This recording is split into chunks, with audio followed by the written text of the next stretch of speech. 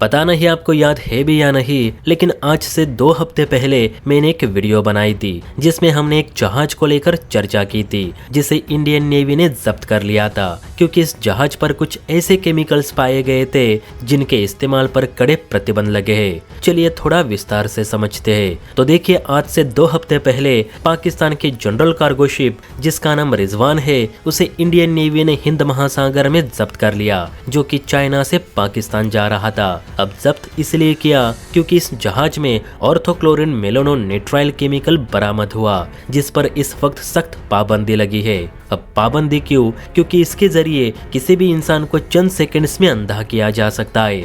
दरअसल द्वितीय विश्व युद्ध में अमेरिका, रशिया और ब्रिटेन की सेना को अंधी और शक्तिहीन करने के लिए जर्मनी ने इस केमिकल को तैयार किया था, क्योंकि इस रसायन के माध्यम से जो हथियार बनाए जाते, जैसे कि आंसू गैस या स्मोक ग्रेनेड, तो इनसे निकलने वाले धुएं से कोई भी सैनिक या आम आदमी ज्यादा देर तक देख नहीं पाता।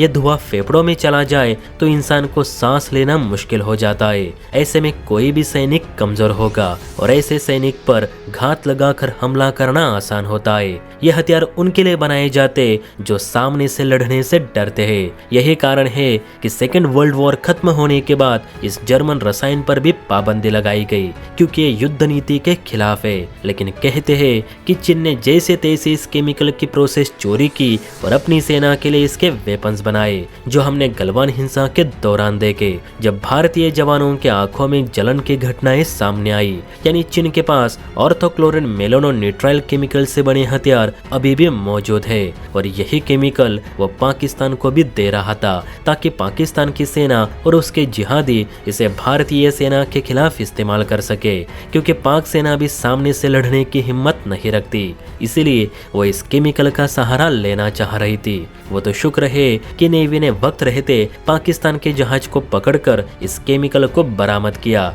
वरना पाकिस्तान इसके जरिए बहुत छुपे हमले भारतीय सेना पे करता। अब इस रिजवान जहाज को पकड़कर 14 दिन से ज्यादा का समय हो चुका है, और ये जहाज अभी भी भारत के ही कब्जे में है, जिसे लेकर पाकिस्तान फड़फड़ा रहा है। अब इसी को लेकर पाकिस्तान के राष्ट्रीय सुरक्षा सलाहकार मोईद यूसुफ ने भारत से कहा है कि भारत हमारे जहाज को छोड़ दे।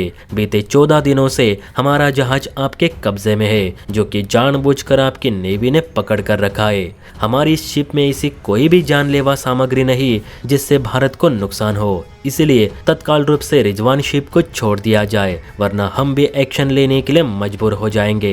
अब इस पर भारत का कहना है कि आपके जहाज की इन्वेस्टिगेशन अभी भी जारी है। इस जहाज से सिर्फ ऑर्थोक्लोरिन मेलोनोनिट्राइल केमिकल ही बरामद नहीं हुए, तो ड्रग्स, कार्बाइन और कुछ विस्फोटक सामग्री भी जब्त हुई है। और आप कहते हैं कि इस जहाज में कोई जानलेवा चीज नहीं, मूर्ख किसी और को बनाइए। जब तक इस जहाज के हर कोने की जांच नहीं होती, तब तक तो ये हमारे ही कब्जे में रहेगा। इस पर आपकी कोई भी दलील स्वीकार नहीं की जाएगी।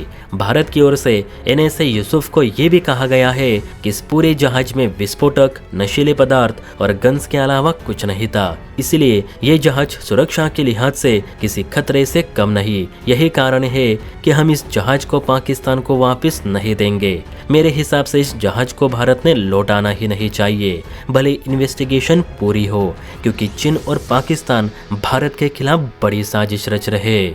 बाकी इस पर आपकी क्या राय है, नीचे कमेंट करके जरूर बताइए। और हाँ, वीडियो अच्छी लगी हो तो बेल आइकन प्रेस करके चैनल को लाइक एंड सब्सक्राइब जरूर करें। जय हिंद।